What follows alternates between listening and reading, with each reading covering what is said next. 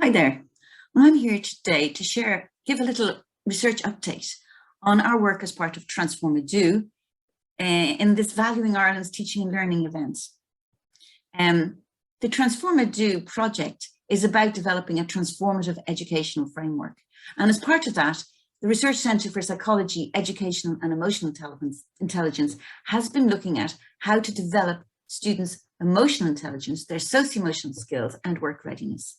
This year, we've focused on delivering workshops for final year students according to their discipline, with a view to increasing their socio-emotional competence and readiness for work. So here's the research design that we've been following.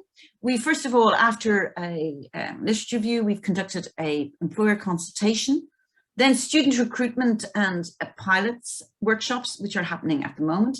And finally, we will have a project evaluation at the end. So as part of the employer consultation, we conducted an online survey and as well as in-person interviews and asked them to give fireside chats for the students during the pilot. In September, we started with student recruitment and ran the first two workshops. And now in November, we just completed the second round of recruitment and we're conducting a second round of workshops. At the end, we will conduct surveys and focus groups to evaluate all of this. So here are the research questions we asked of the employers back in the spring. What type of socio-emotional skills are needed in today's workplace? Do they differ according to different sectors? How do they rate the socio-emotional skills of current graduates? And how has COVID impacted the Irish workplace? What effect will this have on new graduates' recruitment, onboarding and training? So we had 128 responses, of which the largest single group was in construction, engineering and architecture.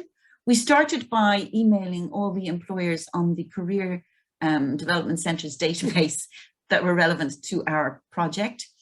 And then we went on and ran a LinkedIn campaign online.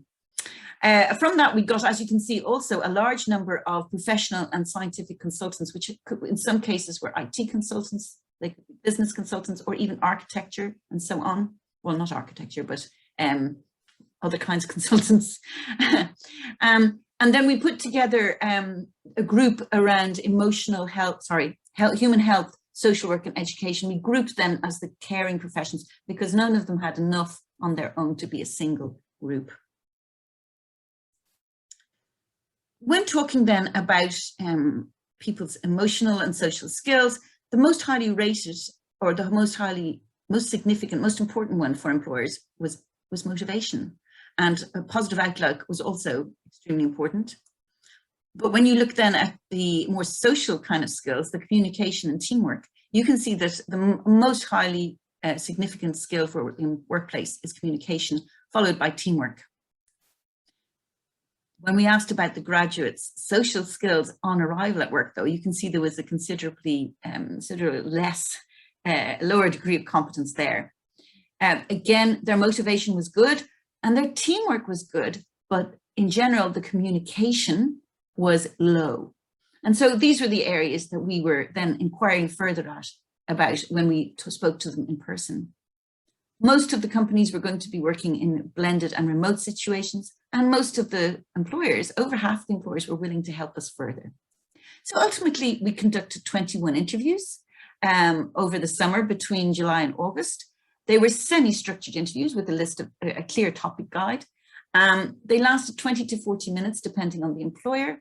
And they gave us they fleshed out all the findings in the survey, giving us wonderful stories, which have become cases and role plays, as well as suggesting activities that we could use to improve and encourage socio-emotional skills.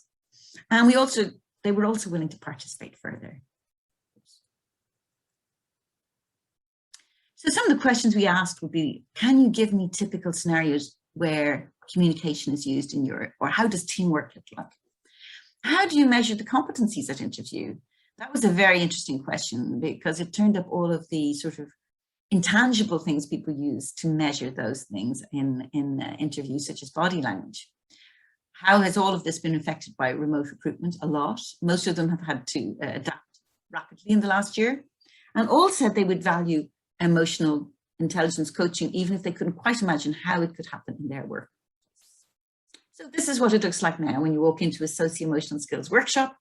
Here are the sessions we offer: 1 in teamwork, 2 in communication, of the everyday variety. A lot of employers said that the graduates were not as articulate as they would like them to be in the spontaneous kind of interactions. Reading and writing, it tends to be focusing on like emails and letter writing. And then we are looking at how to prepare for interview, particularly in the online context, how to have a good setting, a good lighting and all that kind of thing. And then finally, they do a mock interview with the employer and one of the team.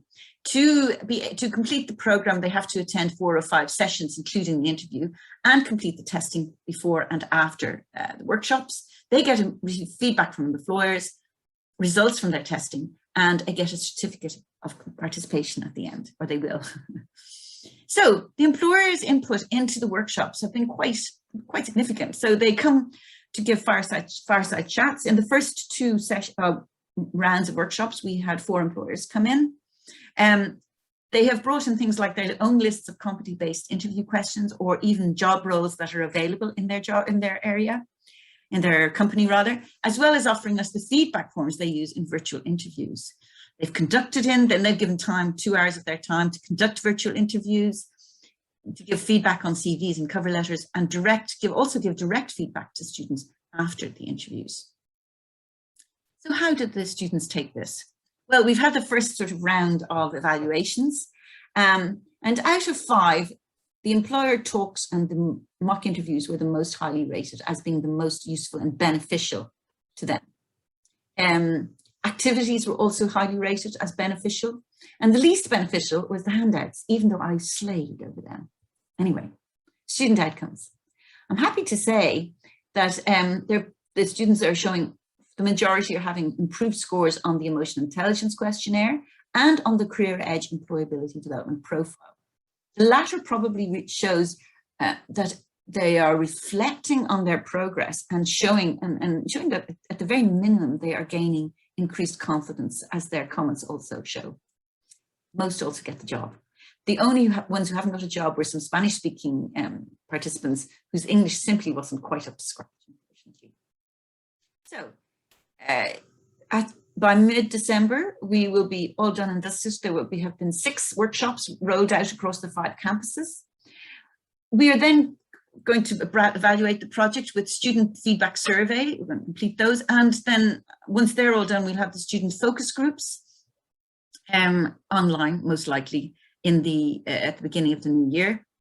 We'll also be looking to get feedback from lecturers, because we quickly realized that trying to get final year students to attend, co-curricular workshops was a bit of a big ask, and we were only really able to do it thanks to their help, to lecturers' help. We will also have a quick chat with the employers and just to see what benefit do they feel this has been for the students and for themselves also. So on that note, I will just give you thanks for your time and attention and hope you enjoy this vital event today.